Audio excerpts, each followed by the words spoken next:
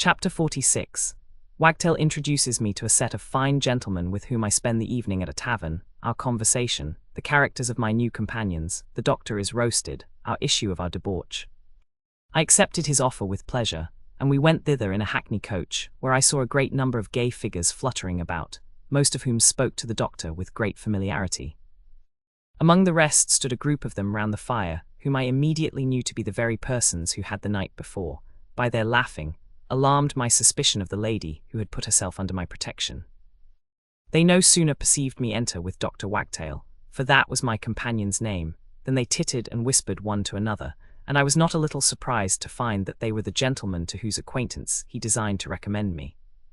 For when he observed them together, he told me who they were, and desired to know by what name he should introduce me.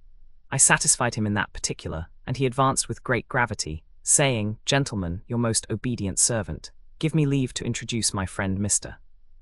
Random to your society." Then turning to me, "Mr. Random, this is Mr. Bragwell, Mr. Banter, sir, Mr. Chatter, my friend Mr. Slyboot, and Mr. Ranter, sir."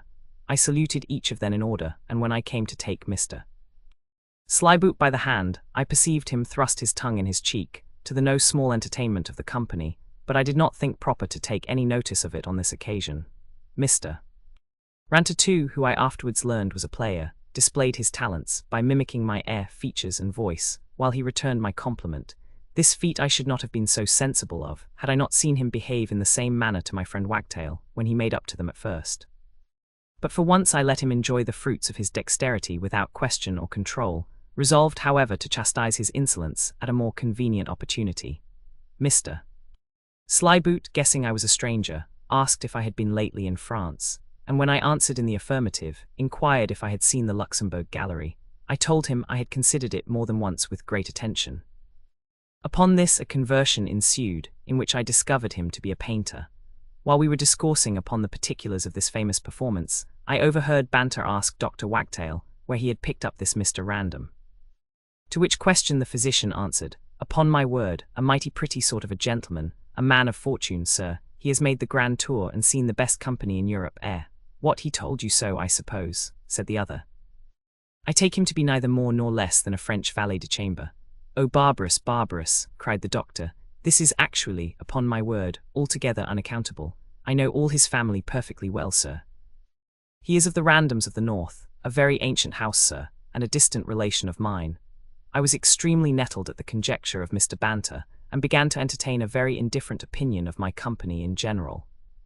But as I might possibly by their means acquire a more extensive and agreeable acquaintance, I determined to bear these little mortifications as long as I could without injuring the dignity of my character. After having talked for some time on the weather, plays, politics, and other coffee-house subjects, it was proposed that we should spend the evening at a noted tavern in the neighbourhood, whither we repaired in a body. Having taken possession of a room, called for French wine, and bespoke supper, the glass went about pretty freely, and the characters of my associates opened upon me more and more. It soon appeared that the doctor was entertained as but for the painter and player to exercise their wit upon, for the diversion of the company. Mr. Ranter began the game by asking him what was good for a hoarseness, lowness of spirits, and indigestion, for he was troubled with all these complaints to a very great degree. Wagtail immediately undertook to explain the nature of his case, and in a very prolix manner harangued upon prognostics, diagnostics, symptomatics, therapeutics, inanition and repletion.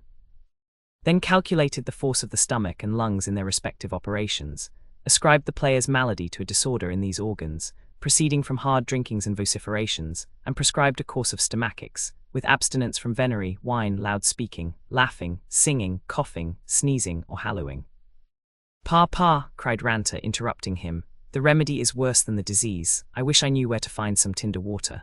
"Tinder water," said the doctor. "Upon my word, I don't apprehend you, Mr. Ranter. "Water extracted from tinder," replied the other, "a universal specific for all distempers incident to man. It was invented by a learned German monk, who, for a valuable consideration, imparted the secret to Paracelsus." "Pardon me," cried the painter. "It was first used by Solomon, as appears by a Greek manuscript in his civil handwriting, lately found at the foot of Mount Lebanon by a peasant who was digging for potatoes." "Well," said Wagtail, "in all my vast reading, I never met with such a preparation. Neither did I know till this minute that Solomon understood Greek, or that potatoes grew in Palestine." Here Banter interposed, saying he was surprised that Dr. Wagtail should make the least doubt of Solomon's understanding Greek, when he is represented to us as the wisest and best-educated prince in the world. And as for potatoes, they were transplanted thither from Ireland, in the time of the Crusade, by some knights of that country. I profess, said the doctor, there is nothing more likely.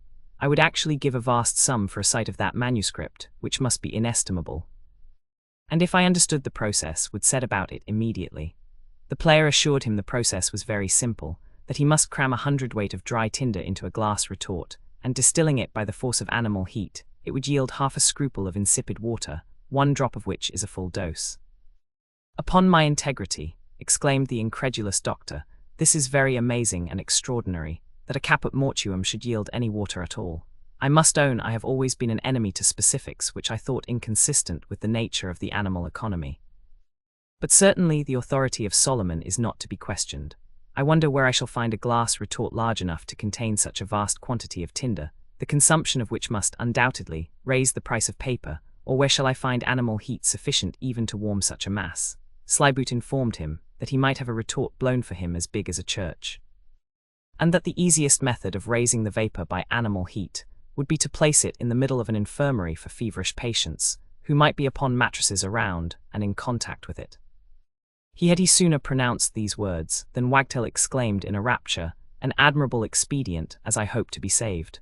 I will positively put it in practice. This simplicity of the physician furnished excellent diversion for the company, who, in their turns, sneered at him in ironical compliments, which his vanity swallowed as the genuine sentiments of their hearts.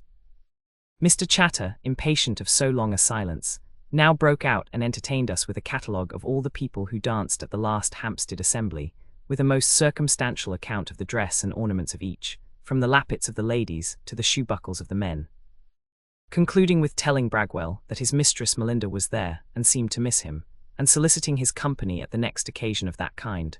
No, D, said Bragwell, I have something else to mind than dangling after a parcel of giddy-headed girls.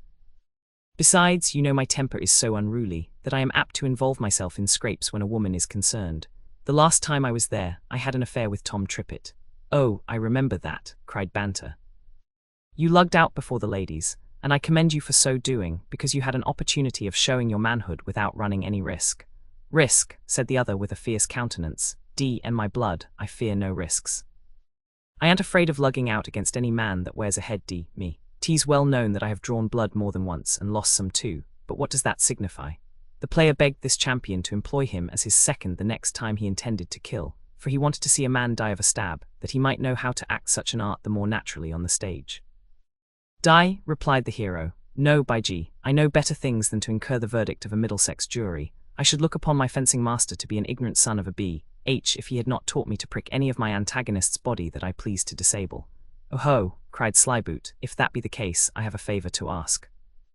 You must know I am employed to paint a Jesus on the cross, and my purpose is to represent him at that point of time when the spear is thrust into his side. Now I should be glad if you would, in my presence, pink some impertinent fellow into convulsions, without endangering his life, that I may have an opportunity of taking a good clever agony from nature. The doctor will direct you where to enter and how far to go, but pray let it be as near the left side as possible. Wagtail, who took this proposal seriously, observed that it would be a very difficult matter to penetrate into the left side of the thorax without hurting the heart, and in consequence killing the patient. But he believed it was possible for a man of a very nice hand and exact knowledge of anatomy to wound the diaphragma somewhere about the skirts, which might induce a singultus, without being attended with death. That he was ready to demonstrate the insertion of that muscle to Mr. Bragwell, but desired to have no concern with the experiment, which might essentially prejudice his reputation, in case of a miscarriage. Bragwell was as much imposed upon by the painter's waggery as the doctor, and declined engaging in the affair, saying he held a very great regard for Mr. Slyboot, but had laid it down as a maxim, never to fight except when his honour was engaged. 1,000 jokes of this kind were uttered, the wine circulated, supper was served in, we ate heartily, returned to the bottle, Bragwell became noisy and troublesome, Banter grew more and more severe, Ranter rehearsed, Slyboot made faces at the whole company, I sang French catches, and Chatter kissed me with great affection. While the doctor, with a waffle countenance, sat silent like a disciple of Pythagoras. At length it was proposed by Bragwell that we should scour the hundreds, sweat the constable, maul the watch, and then reel soberly to bed. While we deliberated upon this expedition, the waiter came into the room and asked for Dr. Wagtail. When he understood he was present, he told him there was a lady below to inquire for him, at which message the physician started from his melancholy contemplation, and with a look of extreme confusion, assured the company he could not possibly be the person wanted, for he had no connection with any lady whatever, and bade the drawer tell her so. "For shame," cried Banter, "would you be so impolite as to refuse a lady a hearing? Perhaps she comes for a consultation. It must be some extraordinary affair that brings a lady to a tavern at this time of night. Mr. Ranter, pray do the doctor's base mains to the lady, and squire her hither." The player immediately staggered out, and returned, leading in with much ceremony a tall strapping wench, whose appearance proclaimed her occupation. We received her with the utmost solemnity, and with a good deal of entreaty she was persuaded to sit, when a profound silence ensued, during which she fixed her eyes with a disconsolate look upon the doctor, who was utterly confounded at her behaviour, and returned her melancholy fourfold. At length, after a good many piteous sighs, she wiped her eyes and accosted him thus: "What, not one word of comfort? Will nothing soften that stony heart of thine? Not all my tears, not all my affliction? Not the inevitable ruin thou hast brought upon me? Where are thy vows, thou faithless, perjured man? Hast thou no honour, no conscience, no remorse for thy perfidious conduct towards me?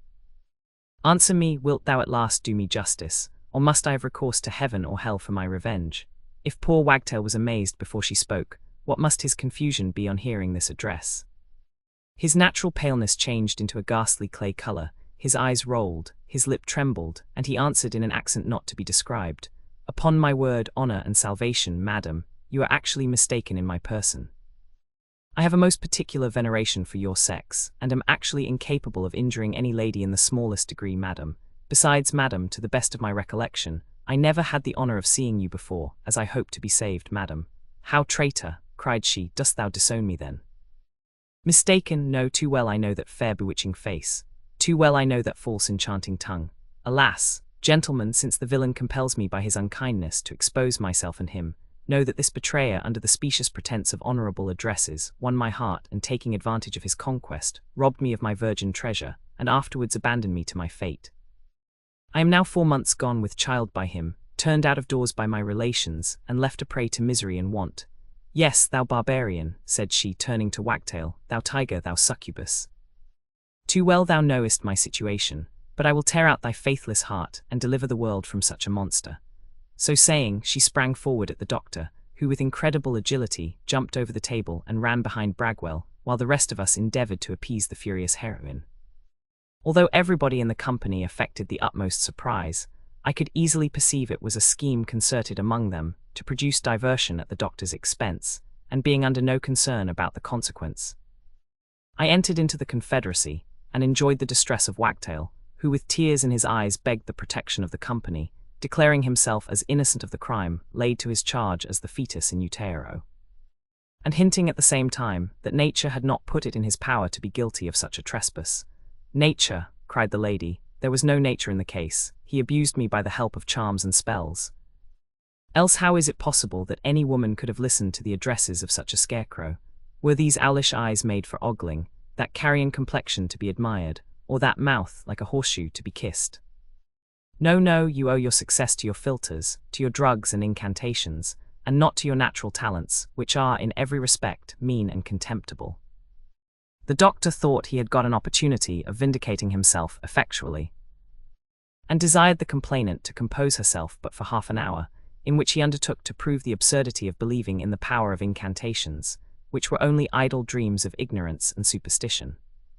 He accordingly pronounced a very learned discourse upon the nature of ideas, the power and independence of the mind, the properties of stimulating medicines, the difference between a proneness to venery, which many simples would create, and a passion limited to one object, which can only be the result of sense and reflection, and concluded with a pathetic remonstrance, setting forth his unhappiness in being persecuted with the resentment of a lady whom he had never injured, nor even seen before that occasion, and whose faculties were, in all likelihood, so much impaired by her misfortunes that an innocent person was in danger of being ruined by her disorder.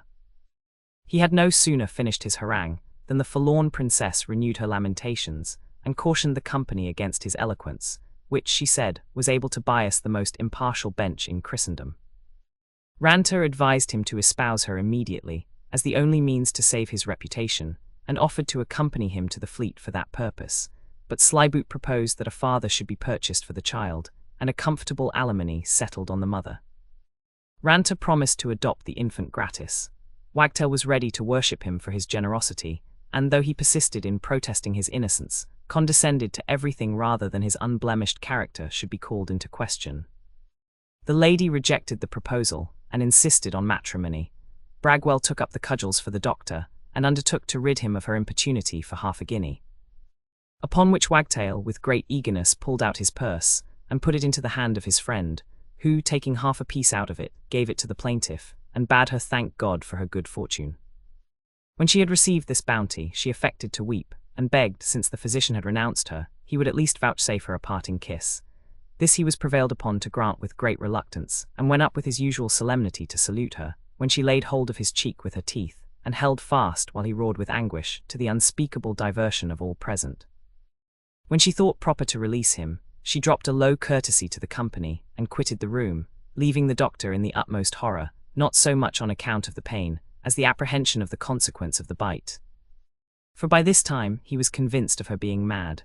Banter prescribed the actual cautery, and put the poker in the fire to be heated, in order to sear the place. The player was of opinion that Bragwell should scoop out the part affected with the point of his sword. But the painter prevented both these dreadful operations by recommending a balsam he had in his pocket, which never failed to cure the bite of a mad dog. So saying, he pulled out a small bladder of black paint, with which he instantly anointed not only the sore, but the greatest part of the patient's face, and left it in a frightful condition.